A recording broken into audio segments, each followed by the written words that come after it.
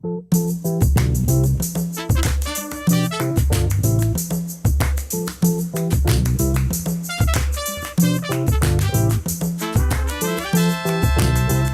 listener-supported KTOO, welcome to Juneau Afternoon, broadcasting live from the homelands of the Occoquan.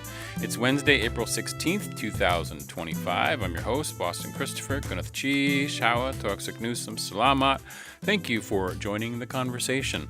You can also now join us behind the scenes here in the studio via YouTube at ktoo.org/JPMLive or on KTOO's Facebook and Instagram pages.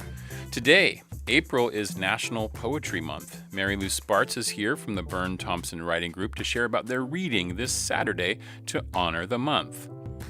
Theater Alaska is reviving the student plays that premiered this past January at the Radio Plays. This time out at Thunder Mountain in the Community Forum, Student Voices on Stage. It's happening tomorrow night, Thursday, April 17th. And we chat with Theater at Latitude 58 about their latest production opening this week, Jesus Christ Superstar.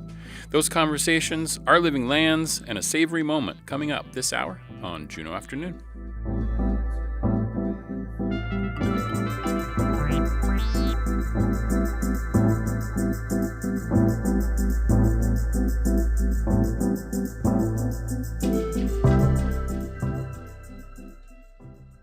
Support for Juneau Afternoon comes from Alaska Airlines Club 49. Membership information available at club49hub.com.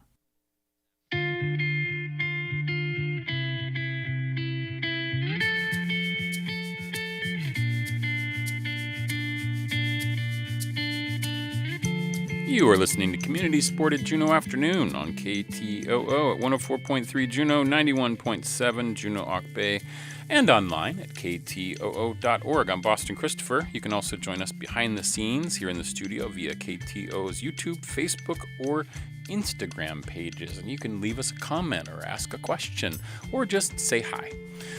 This Saturday, April 19th at 1 p.m. at the City Museum, members of the Burn Thompson Writing Group will read original works in honor of National Poetry Month. And here to share more about this event and the Burn Thompson Writing Group in general is Mary Lou Spartz. Gunath Chi, Sha'i Gudi, thank you so much, Mary Lou. It's a pleasure to see you. Wasi'iti, how are you today? Oh, I'm good. Thank you. It's so good to see you, Boston. It's so good to see you. I like to tell everyone we did a play together. Yes, we did. In 1991. It was my first time down to Juneau over at the Perseverance Theater, a little show called Amigos Blue Guitar. Yeah, Amigos Blue Guitar. And I think you played my grandmother. I did. I did play your grandmother. It was such a fun production. I think I was all of like 19 or 20. I can't remember how old I was, but I was a youngin', and I loved Juneau. I fell in love with Juneau, and now here I am. Yeah. I love it. Yeah, good. And it's always great to see you, so thank you for coming in. So let's first talk about the Burn Thompson's Writing Group. Can you tell us about the group and what it does? Well, we meet twice a month, every other Wednesday, and although we sometimes do have a change in venue of where we are, but we usually meet at the downtown library, and we meet from 4 to 6, and we encourage people to bring their writing that they've been working on, and they may have questions about what they're, just questions about where they're headed with the piece, or what the response is from the group. And we have a variety of, well, we can only really accommodate so many because when you're responding to questions about the poems and the other writing, we do include prose too. It's you have to kind of move along. The sessions, they can take forever if you're commenting on it all, right? Yeah. Probably, yeah. And, but it's an open forum where people can come and share their writing, and whatever you have that you'd like to share. We're certainly eager to support whatever you're working on. Yeah. We don't put ourselves on the side of we're going to correct everything or we're going to change everything or we're going to make this work for you in a different way. What you bring us is what we'll take a look at. That's awesome. And what kind of things do you work on? Well, what can I say? Over the years, I've done a variety of things. Let's see, some of my poems. I tend to like the lighter side of poetry. Uh-huh. I like poems that have a kind of a wonderfulness to them that have that are not comic but are not dealing with the big themes which poets write about, of course, and one of the big themes is death. I kind of like steer away from that. So you're taking a little lighter side look at life. Just kind of usually. Now, that's not always the case. Mm-hmm. And is it usually poetry that you do, or do you also do like narrative and prose and stuff? I have done in the past. I've done a lot of playwriting, which I really enjoyed. That's really great. Yeah. But I'm really content with poems. Yeah. I love the poems. I love to read poems. I love to read all kinds of all kinds of poets, from John Milton to Billy Collins.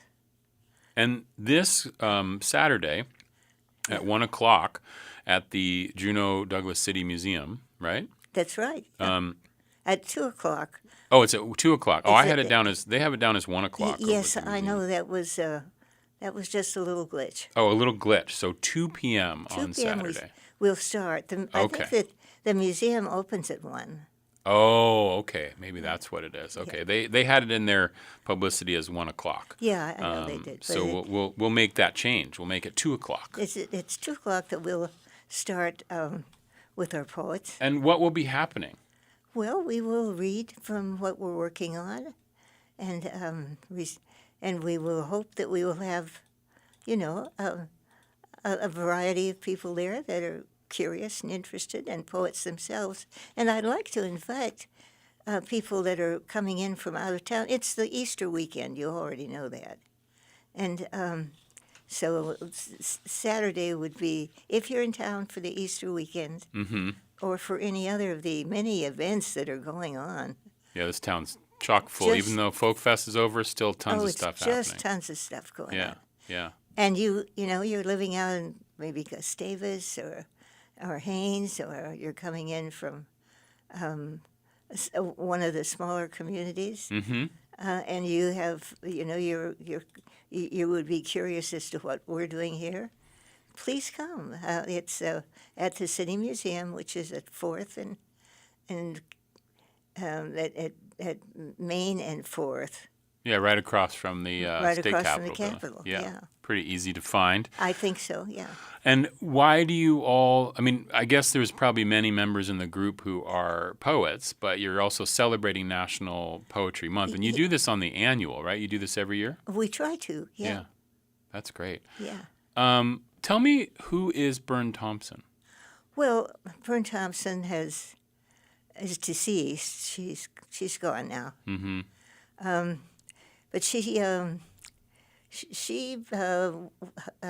the group together at a particularly critical time when it was very slim pickings for poets, and it had been pretty good. It had been a pretty good practice for a while, but Burn came in and she would go down to the library, the city library, and hold the 2 hours and talk about writing and talk about her work. And she was a little tiny lady. She almost, she turned sideways. She almost disappeared. And she was charming. She had cerebral palsy. Mm. So it left her somewhat disabled. Mm-hmm. Never seemed to stop her, but she certainly was someone to be thoroughly admired. And so she led the group, sort of helped it grow. Yes. And then after her passing, I think it was in 2013, the group was renamed in her honor. Yes. Okay. Yeah. And how long have you been a member of the group, Mary Lou? Well, since I started off with Burn. Oh, you did? Okay. I was one of about 3 people that met with her. Yeah. We were there. We didn't start picking up additional writers for about 6 months to a year. Mm. So there was only 3 of you at the time? Yes. Wow. And now how many do you have in the group now? Well, it varies as you... Yeah, it comes and goes, right? But we usually have, well, I shouldn't say usually. We have between, depending on what the season is, about 6 to 10 people. Mm-hmm. That's awesome. And we're always encouraging new people to come and to enjoy just the camaraderie of being with other writers. And you don't necessarily even have to be a writer to go to the group and listen, do you? Or do you prefer that people are interested in writing at least? Yeah, we really do think that this is one of those places where writers should gather. Yeah. Of course, you can come and listen if you like. Especially on Saturday at 2 p.m., right? Yeah. Yeah, because you're going to be sharing. Well, that's what we would like to have people come Yeah. and listen to what we've been working on through the winter. Mm-hmm.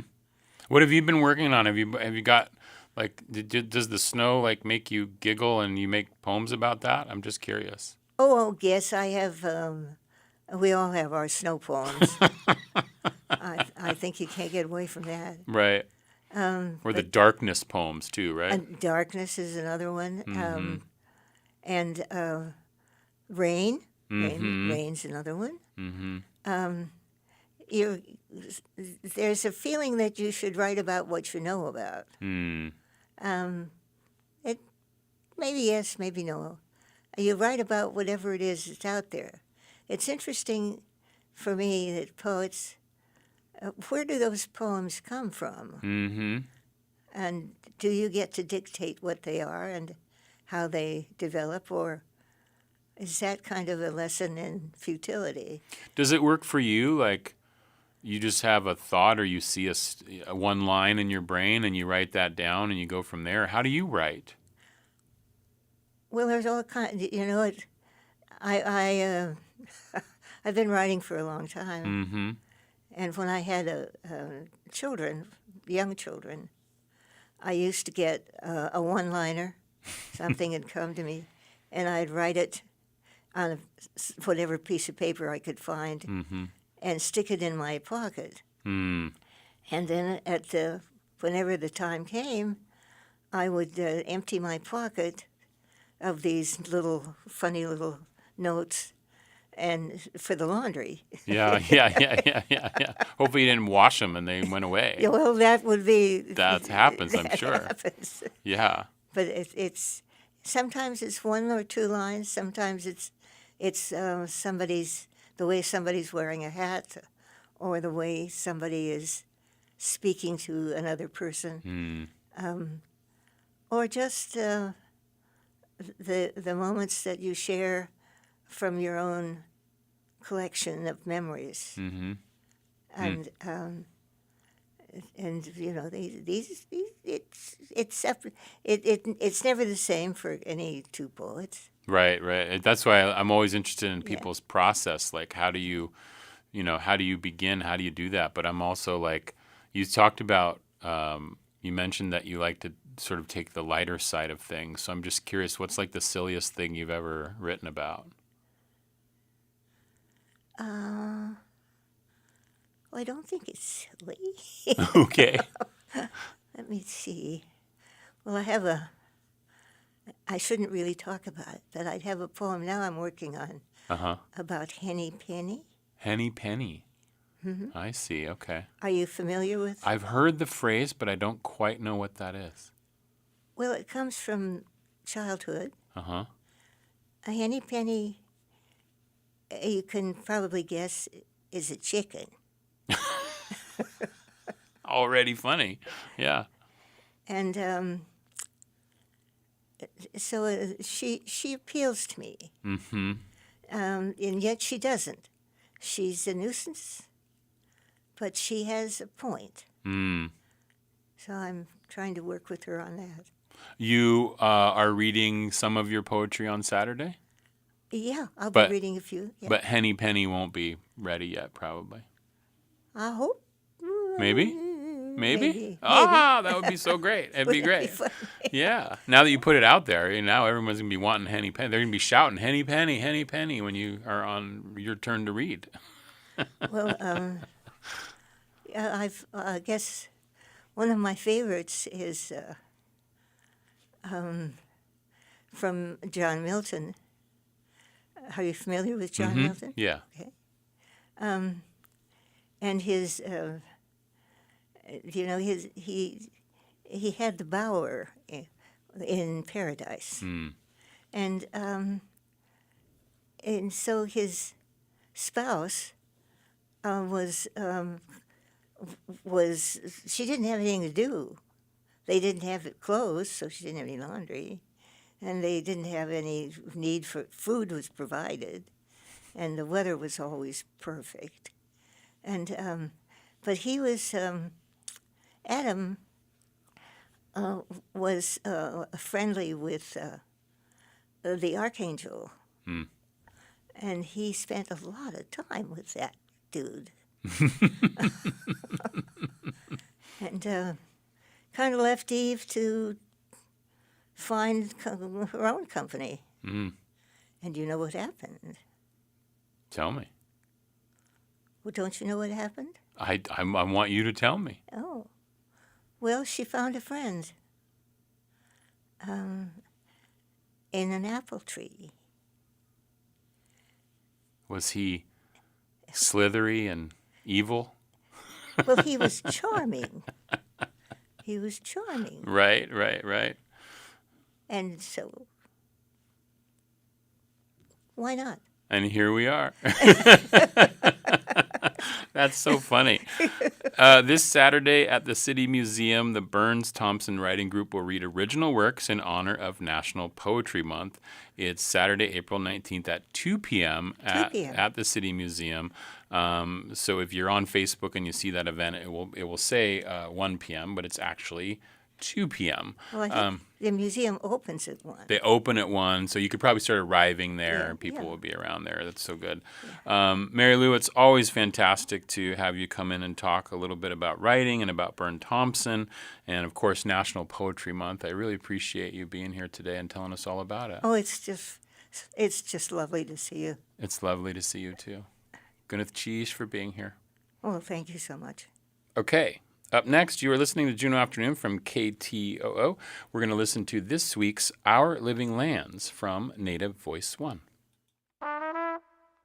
I'm Antonia Gonzalez, and this is Our Living Lands. Last year, 4 dams on the Klamath River were removed. For Indigenous nations in Oregon and California, it was a victory decades in the making. It was the largest dam removal in U.S. history, and tribes are already seeing river health and salmon populations improving. Our Living Lands producer Daniel Spalding spoke to Grist reporter Anita Hofschneider about her reporting and how the dams came down. Can you share some historical context on the Klamath River and its importance to the indigenous tribes from that area? The Klamath River in the Pacific Northwest is a 263-mile waterway that winds through the ancestral homelands of 5 indigenous nations. And up until about 100 years ago, it was one of the largest salmon runs in the West Coast. I spoke with a man named Jeff Mitchell, who is part of the Klamath tribes, and he told me that generations ago, a fourth of his tribe's diet came from salmon. And then one day, a utility came and built a dam that blocked salmon from accessing the river upstream. And so it's hard to describe describe what salmon meant to Jeff's people, but what I can say is that it had an incredible importance to their food. It had incredible importance to their culture and spirituality, and in the blink of an eye, it was taken away. The demolition of the 4 hydroelectric dams on the Klamath River is a huge win for these tribes in Oregon and California, especially being a decades-long fight. How did the tribal leadership and advocacy play a role in making this dam removal a reality? The dam removal that took place last fall is one of the biggest victories for Indigenous environmental justice in North American history. It was brought about because of the persistence of tribes and their allies across decades. In the beginning, it looked as if it would be an impossible task, and what the Klamath Dam removal campaign shows is what it takes to enact change, across decades, and all the thousands of people who worked on this project, all the different tiny moments that led up to this point, how they all kind of came together to make this achievement happen. And what was the most powerful story that you heard from any tribal members that you might have spoke to about the dam removal and what it means for them and their communities? There was one man whose story didn't make it into the final piece, whose experience still stuck with me. His name is Ron Reed, and he's a cultural biologist from the Karuk tribe. And Ron told me that to sit in those rooms and talk about dams kind of in the abstract, also knowing that his mom had passed away from a disease that she may not have received if salmon had been a big part of her diet, was a big turning point for him. It really helped.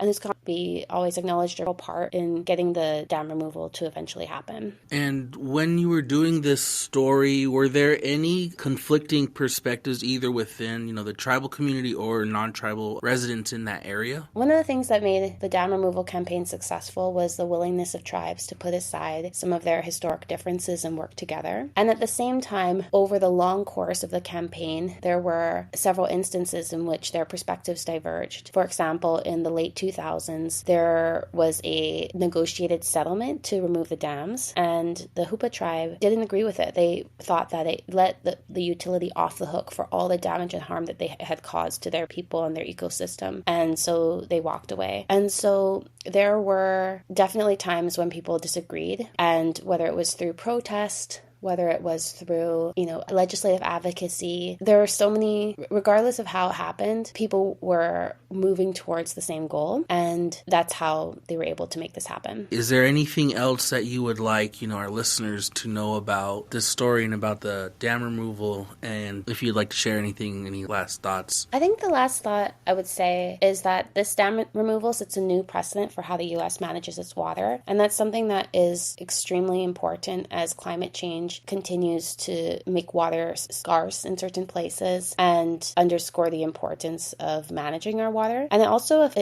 represents the first real attempt at the kind of river restoration that Indigenous nations and environmentalists have long demanded. For so long, dam removal was seen as something that was impossible, and even though it's been happening more frequently in recent years, to have it occur at this scale is extremely significant. And I think for the people I've interviewed who worked really hard on it, that's something that they feel proud of. That was Anita Hofschneider, who reports on Indigenous affairs for GRIST. You can read more about the Klamath Dams at grist.org. I'm Antonia Gonzalez for Our Living Lands, a collaboration of Koahnic Broadcast Corporation, Native Public Media, and the Mountain West News Bureau. Native Voice One, the Native American Radio Network. That was Our Living Lands from Native Voice One. We chat with Theodore Laska about a one-night special event up next here on Juneau Afternoon. Support for Juneau Afternoon comes from Heritage Coffee Roasting Company, providing Juneau with locally roasted coffee for over 40 years, with cafes and drive-through locations throughout Juneau. More at heritagecoffee.com. You're listening to KTOO's Tlingit Word of the Week. And this week's word comes from Kushtak Bill Fawcett. The word this week is Yana 8. Yana 8. That means wild celery. And here's a sentence. Yana 8. Wild celery is very good. Let's hear it again. Yana 8. Wild celery. Ganesh Chish to Chune Lance Twitchell, Goldbelt Heritage Foundation, and the University of Alaska Southeast for this audio. Kushtako Ish Bill Fawcett was Slukach Ati and the child of a southern Shoshone man who passed away before Bill was born. His mother later married Si Hua Bill Fawcett, who helped raise Bill. He lived on Akquan Ani and enjoyed working with advanced language learners, helping them answer difficult questions about the language. And tune in next week for another Tlingit Word of the Week from KTOO.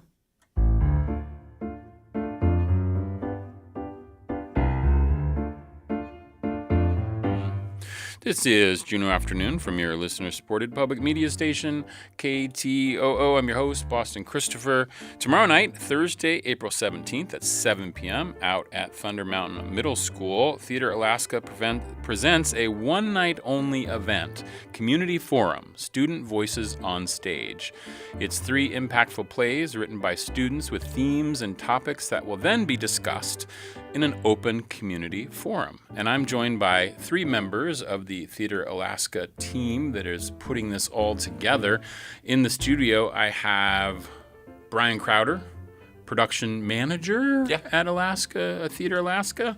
I have Mary Ellefson, who is listed down as production coordinator, but is also a playwright and a runner and awesome community member. Good Cheesh, Mary, nice to see you. Thank you, Boston. And then Alex Wagner, who is also working on the production as well as an actor, Wasiyati. Yes. Cheesh, how are you today, Alex? I'm good. How are you, Boston? I'm excellent. It's so good to have you all in here.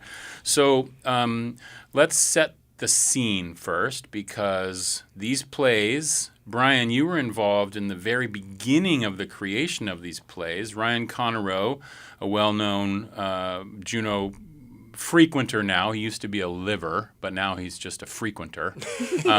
But he came up it was November, December? December, yeah. December. And you were assisting him. You went into classrooms in Juneau and were working with teams of classmates to tell us a little bit about what you did when you went into the classroom. Yeah, so this was in probably around mid-December. Before break, we went into the classrooms and I assisted Ryan in helping these students in various classes, both at Yakusuke and Yada Kale, write plays. And it was a 1-week process, and we were able to visit with each of the classes 4 times during that 1 week. And the idea was to hopefully, as you know, we did the Alaska Theater Festival radio plays back in February, and the idea was that if we were able to generate plays from these classrooms through the student voices, that we would like to be able to feature those plays in the festival as well. And so me and Ryan went into the schools. Ryan invited me to assist him, which I was very grateful for, because I've known Ryan for a number of years, but I've never gotten to work with him on a project, and so it was really great to... He's the worst, isn't he? Oh, just terrible. So glad he's not here right now. He's the best. He's the best, everybody. He's so great. He's one of the best people we all know. And it's incredible watching him work in the classroom too with the kids. Yeah. You can tell he knows like the back of his hand. Yeah. He has a great rapport with the students. He engages with them, even students that might not otherwise want to engage with their preconceptions of what theater is and what is expected of them. Just being around the word theater. He did a great job of putting everybody at ease and making all the students really feel like it was all of their voices creating this piece. And so we went into the school and we started out with each classroom on Monday, and we talked about what radio plays were. We listened to some radio plays. We talked about theater of the mind is what radio plays really are, because it's our individual visualizations of what we hear with the words within the plays. So it's our own imagination creating these images in our mind from what we hear. And so that was kind of what we were trying to relay to the students in that process, is how do we evoke something out of a listener when they're listening to something live on the radio with just their ears. Yeah. Exactly. Yeah.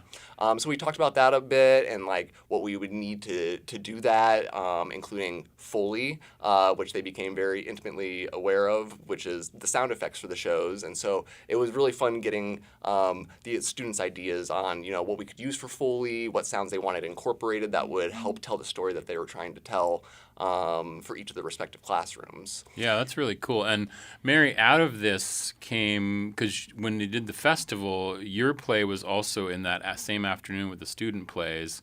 And out of this came some really interesting themes that these students brought up. Can you tell us a little bit about what kind of plays they ended up writing?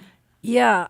Can I backtrack a little? Yeah. Just because I yesterday had an awesome conversation with the teacher at Yokosuke, who's on our panel tomorrow night, and she was telling me how, and I don't want to misquote, how incredibly inspiring it was to have Brian and Ryan come into her class, and just how, as teachers, you teach all these subjects, but how she was just so inspired by the way they were teaching English. And I look at it as a playwright of not only teaching English, but having 20 diverse voices in a classroom, work towards inclusion of hearing all of those voices, in one script. And we had this great conversation about how it just got her. She's so fired up about next year and fired up about tomorrow night being on the panel and listening to these again. Yeah.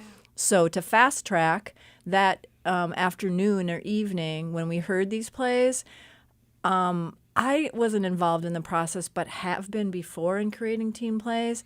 But I was really blown away by the depth, the whole spectrum of ideas and issues that came up that the kids had, the young people, the young artists had collaborated on creating. From whether we're talking about the flood to addiction to merging our high schools, there was laughter, there was texture, there was an opportunity to breathe and understand and just hear their voices.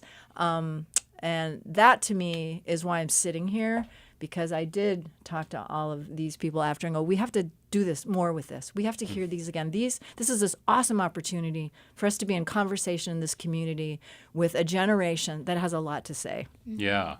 And so they wrote these themes, like you mentioned. There was something on the flood. There was something about drug addiction, something about the combining of the high schools, and was there a fourth? Salmon conservation. Yeah. Salmon conservation. That's right. So then, how did this evening that's happening tomorrow, this community forum, student voices on stage, how did this come about? Who wants to answer that question? Well, Mary kind of Alex. started that process a little bit. She said, brought it to our attention that this was something that needed. Okay, I didn't really bring it to their attention. I was a little aggressive. Mary Ellison? No. Never. No, but she, like I said, she's kind of the momentum for this project, and she wanted us to have the opportunity to share these with the community again in a different platform. But part of this presentation that's also really special is we're taking these shows into the high schools and performing it for the high schoolers, because I'm not sure how many people, they're teenagers, so I'm not sure how many people actually tuned into the radio and listened to the production the first time, but this way they're getting to really appreciate the reward of the work that they've put into this, and it's also such amazing validation of their perspectives and all of the issues that they have brought to light, just being able to put it into a community setting and tell them how important it is that they have these voices and that they've brought these issues to light. So in the daytime tomorrow, you're going to both schools, and that's just for them. Right. And then at night, you're having this community conversation, community presentation. We should be clear, this is not being broadcast on the radio. No. This is live on stage.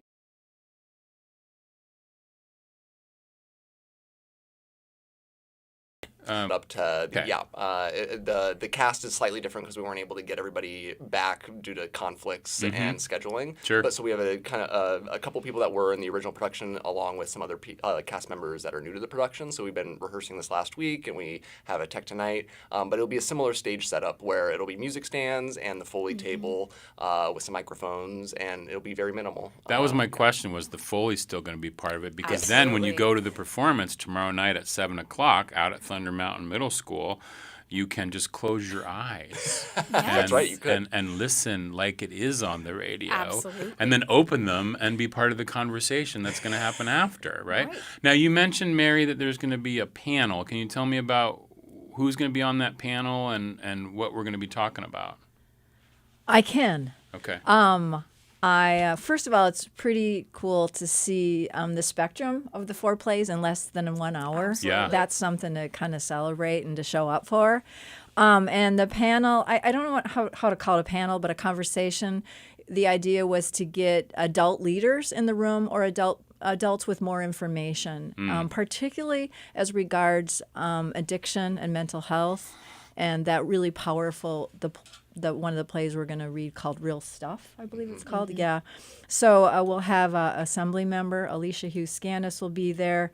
There will be a representative from NAMI, Aaron Surma, a teacher from Yakusuke, Jordan Igro from the ZAC, Frank Katas, who's been not only a teaching artist but also a parent, and Mary Abakazuk. I just called her to help me with her pronunciation, who is a coach at the high school. Okay. She was in one of the first teen plays I did at Perseverance in the early 90s, but she's now also a parent and an advocate for health and committed to nonviolence in our communities. So it's a rich group of people that will be talking about all the different subjects, right? And responding. So I'm just like really encouraging everyone to come, like you said, shut your eyes and listen to what the teens are saying, and have worked so hard to say. I just, like I said again, collaborating to write a piece says a lot about every single brave artist that made it happen, as well as the leaders that made it happen. And what can we hear? What can we learn? And how can we bring our curiosities to? I mean, it's messy. Some of the stuff that comes up, there's not solutions for. But I've lately been wondering, why are adults leaders? What does leadership mean? And these young people have so much to share, and and they do it through humor, and they do it through going right to the heart of the matter in these pieces. Yeah, and they ask good questions too, which I feel like, adults we're so used to knowing everything that we don't always ask those really good questions, and the teens are not afraid of an unsolvable problem and throwing out ridiculous ideas and being wrong and exploring what that looks like, which I really appreciate. Or time traveling back to see what could have been done differently. Like that's fun. Yeah. And Alex, are some of the student authors, because I know these plays were written in a classroom, so there's like many authors on all these plays that are listed. 147 authors. Pretty cool. I'm imagining that not all 147 can make it tomorrow night, but will you have some of the student authors there as well? Ideally, we invited them to come, and we want them to come. I'm not sure if they'll be able to make it, but they'll be, like I said earlier, they'll be there for the daytime performances at the schools, so they'll get to kind of see their work. Hopefully they'll come and be able to witness the conversation, because I think that it would be really meaningful for the high schoolers to see adults listening to them and getting that validation and participating in the conversation afterwards as well. Yeah.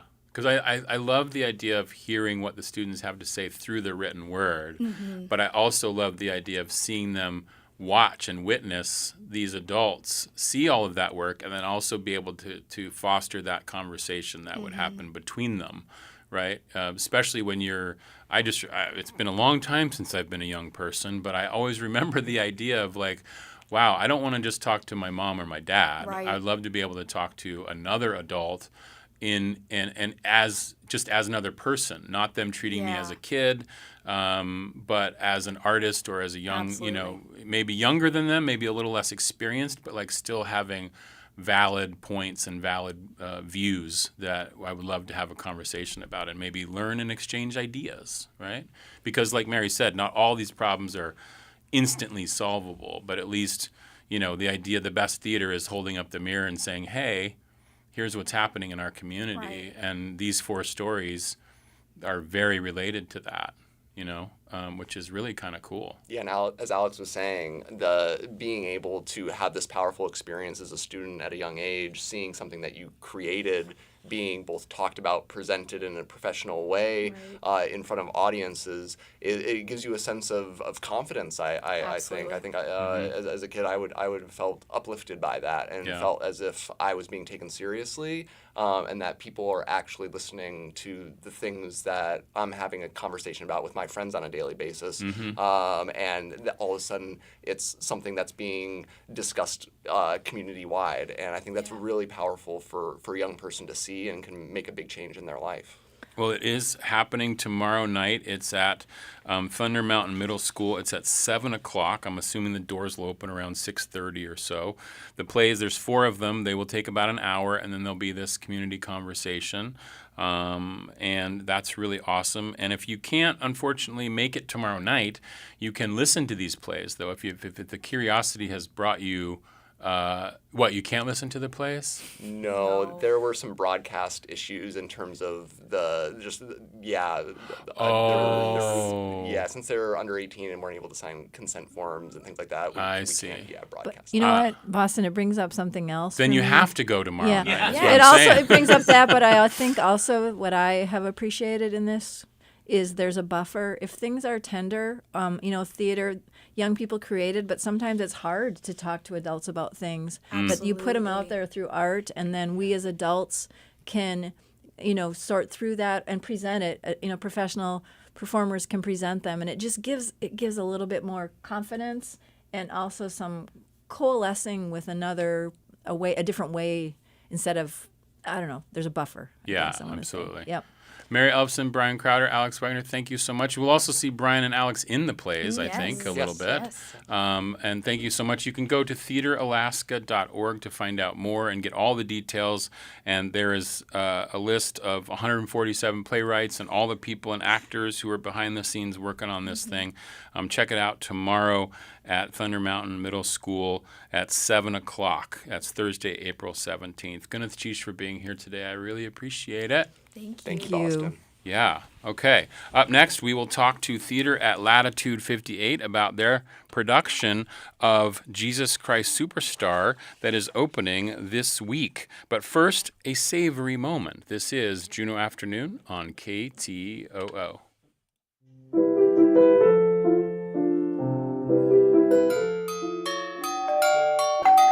Step in to the savory moment. Jollof rice arrived in late December. You'd been expecting the visit ever since this bright and spicy West African party dish saluted from your favorite cooking newsletter. You're always auditioning new recipes, especially warm, colorful ones, to ward off the winter winds and freezing rain on Alaska's southeast coast. Jollof rice stood on the doorstep looking like a small bonfire, announcing it would be starring in your first ever Kwanzaa celebration, and that you were to gather ingredients: canned whole tomatoes, red bell pepper, a habanero, ginger, garlic, basmati rice, broth, red onion, and turmeric and smoked paprika. As for the cooking pot, you received it as a Christmas gift, a 5.5-quart Dutch oven in smoky teal. Entering the kitchen, jollof rice swept past you and headed straight for the pot, as though they'd arranged the meeting in advance. You were advised to take notes. Jollof rice is cooked in a thick sauce, so slow bake rather than using the stovetop. Make a large quantity because dinner guests will want seconds, but more likely thirds. Cleats and boots cast aside, your Kwanzaa guests gathered around the table where the jollof rice glowed like embers, melting all worries about black ice on the roadways. Had the pot of rice looked up, it would have seen a ring of curious faces drawing closer to its warmth and, inevitably, to each other. Looking around the table, you saw brows furrowed, as if everyone was trying to identify a secret ingredient hiding in the shadows. No one was thinking about wind or rain or the treacherous travel to come. Peace can be like that, settling between cracks when something else, like jollof rice, has your attention. You just have to open the door.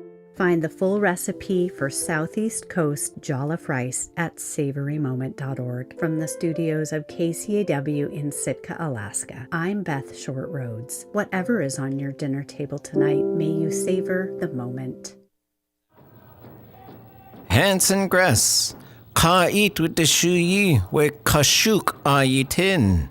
Jin kat ka ke jin tak anakaya ha anikak, Gwyneth Cheesh.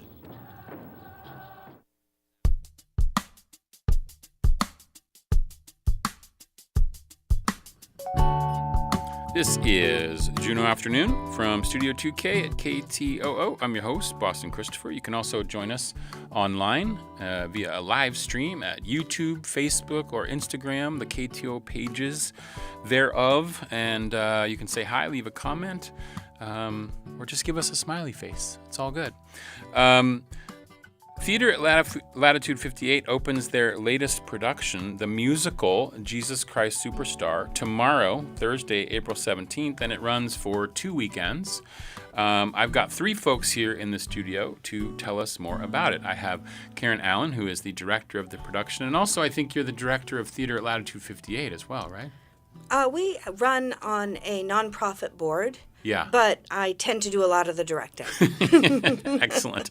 And then Valerie Lindegard, Gunath for being here. Wasiti, how are you today? Gunath, I am doing great. And you're in the production? I am in the production. I am Judas. And you are Judas. Okay. And then I have Coda Neonakis, Gunath Wasiti. How are you, Coda? I'm good. How are you?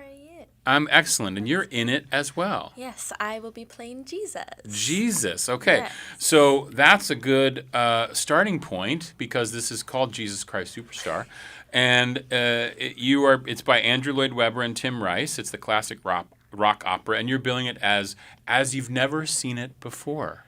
Well, that's true. I am fairly certain that no one else's Jesus Christ Superstar looks like ours. For the first thing, usually it plays in giant rock arenas. Mm-hmm. We're doing it in McFeeters Hall. Yes, and how are you, because isn't the cast of this quite large? There are 22 cast members. Okay. We're playing in the round. Playing in the round, excellent.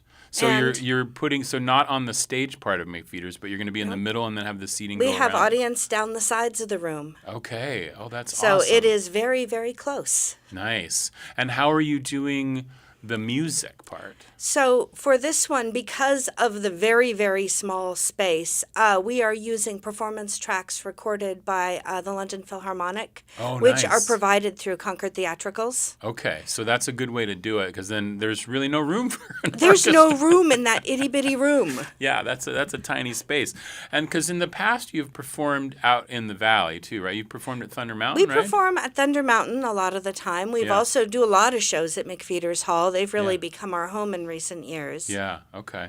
And what's it like to, or I guess, how did the board decide to do Jesus Christ Superstar and why now? So, what a great question. I love that. They all laughed at that one. So there was a day in November when I woke up really unhappy, as you can imagine, as a lot of us did. And I had different plans for the spring. Okay. That show I put away and we'll pull back out later. Okay. And I started talking, actually, Valerie and I were talking at work because we also work together. Yes. Okay. And she said something about this show and brought up, and it reminded me that I had a concept I had always wanted to put on stage for this show. So I talked to the board and said, hey guys, I kind of want to change plans. That okay? Mm-hmm. And we talked about it and I told them what I wanted to do. And they agreed. The part she's leaving out about that was like an 11:30 p.m. text message. Well, there is that. Right. There is that. So we were talking about this show. And the next day, that was like a Saturday night. The next day, she's like, so the board says we can do the show, which was just astonishing that it happened that quickly. And Valerie, you're not on the board. You're just, I am not on the board of but this you're theater, friends yes. with Karen. Okay. Karen and I have known each other longer than either of us cares to admit. That's accurate. Longer than Coda has, in fact, been alive. That is correct. That is correct. I can imagine. Yeah, I can imagine. Known each other quite a long time. We've been creative together quite a number of times, and then also our day job we work together. So. Absolutely. Yeah. And Karen, just I want to talk to each of these actors about their roles and stuff. But before we do that, just remind us about Theater at Latitude 58, the mission of Theater at Latitude 58, and the kind of work that you do. So Theater at Latitude 58 is a community theater, and we like to think of ourselves as a theater of radical inclusion. Every single person who auditioned for this play and wanted a part in it is in it. Nice. And that is what we do, because how do you know if theater is what you do if you never get a chance to try it? And we work across wide age spans. There is a 59-year age gap between our youngest cast member in the show and our oldest. Wow. And we work to do educational theater that is accessible for everyone. We embrace professional artists, we embrace new artists, and we try really to work intergenerationally. Some of our newest performers, we have people in their 50s who've never been on stage before, and they're learning the ropes sometimes from a 14-year-old who's been doing this for 8 years now. And the friendships that develop and the style of work we do is very different than what a lot of other groups do. We were founded in 2012 by Cinnamon Simpson with a mission of inclusion. And if anything, we've become more intense about that as the years went on. That's awesome. That's really great.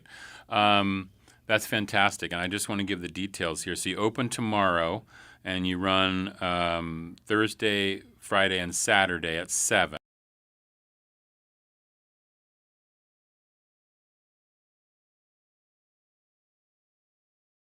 Wednesday, Friday, Wednesday, Saturday, an extra. Sunday. Oh, okay. But then Sunday, the final Sunday, you'll have a 2 p.m. matinee.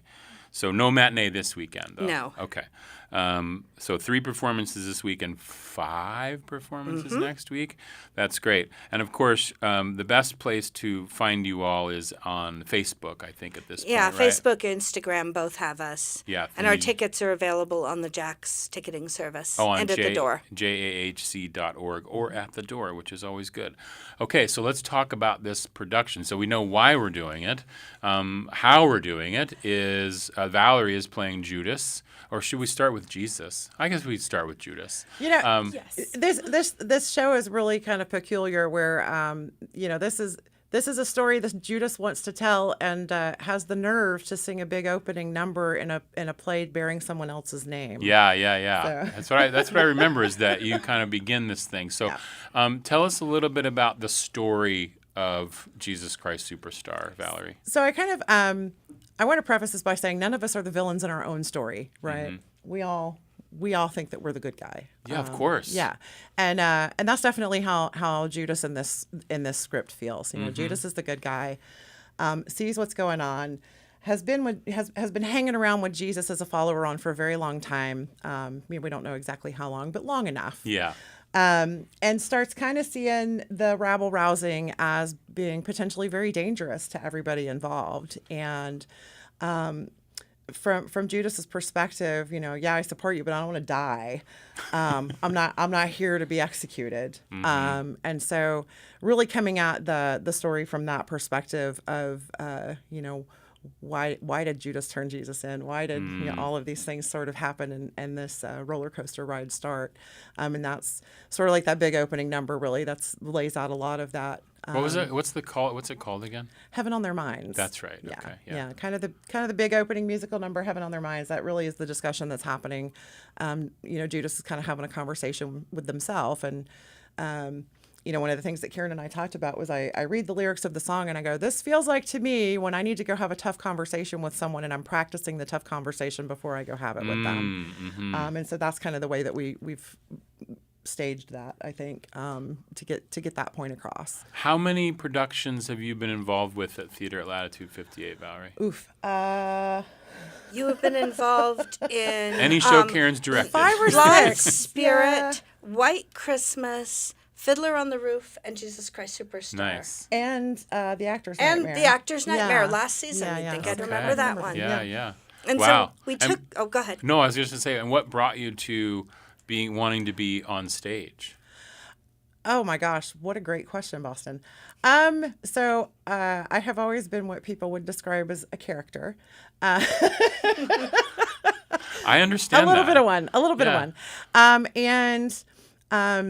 I was, I guess I was in my late 20s. That's been longer ago and I want to talk about too. So I was in my late 20s and I was kind of looking for like something to do fitness wise because I was like, I want to go lift weights and I want to go get on the treadmill and stuff. So my friend says, let's go take a ballet class. And I said, well, okay, I've tried a bunch of other stuff. Let's go do that. So we show up for ballet class. She came twice. I kept going and danced with Janice Holst for about 12 or 15 years. I ended up dancing with Janice Holst. Oh, cool. So that kind of started the whole thing. I was a marching band kid in high school. And so a little bit of little bit of performing in front of people with that concert band, that sort of thing. But until I started dancing with Janice, I never really felt like I had this urge to be on stage in front of a big group of people. I was very nervous. Had terrible stage fright, really terrible stage fright. And then just kind of learned that, I perform for everybody, right? I perform for my boss. I perform for, my friends, Right.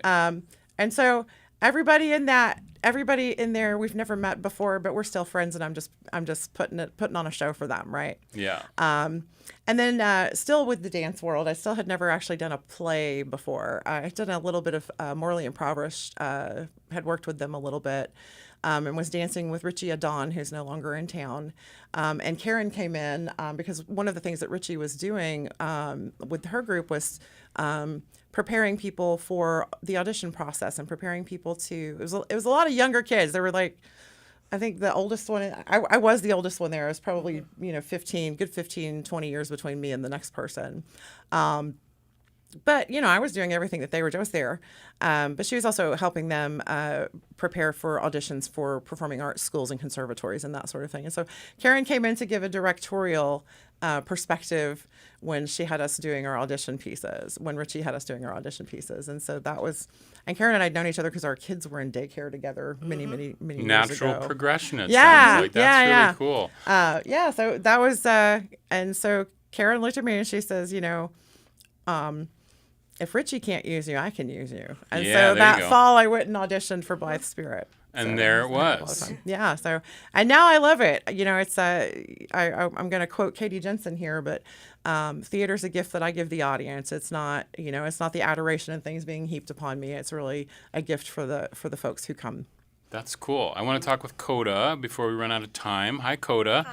Hi. So you're playing Jesus. I am. Yes. How's that experience? So it's very interesting and cool. So I was actually not Jesus at first. Okay. I was Annis. So I just got put into this. Promoted. Yes. How many weeks ago? 3.5 weeks ago. 3.5 weeks ago. So and she has risen to the occasion beautifully. She has risen indeed. She has risen. Indeed. I have.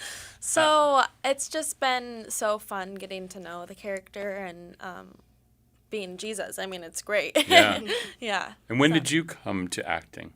Oh, gosh. I think it was like 12 years ago. Oh, wow. Yeah, okay. So. And have you been working with a theater at Latitude 58? So, no, I actually just moved here 7 months ago. Where from? Wisconsin. Well, welcome to Juneau. And then you got involved. So you've been acting back there, and then you got involved here. Yes. That's so cool. And what brought you to Juneau?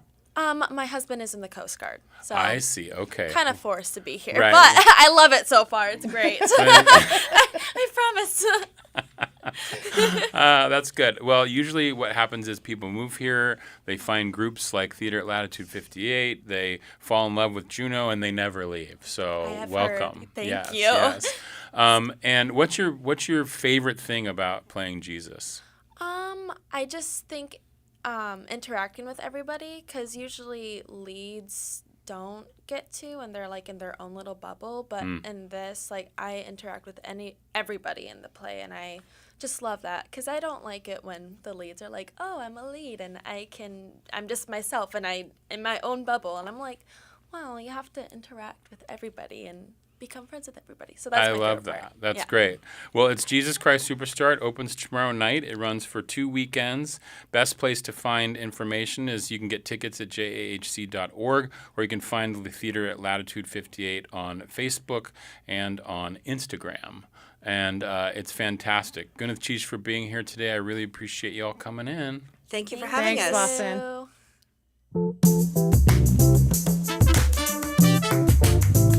And that will do it for Juneau Afternoon. On tomorrow's show, a look ahead to the upcoming music collaboration between Con Brio and the Orpheus Project. Plus, spring is here, and it's time for Litter-Free Cleanup Day once again. Juneau Afternoon is a project of the KTOO Arts and Culture team. I'm Boston Christopher, producer and host of the program, with help today from Lisa Purvis. Gwyneth Cheesh, and have a joyous Juneau evening.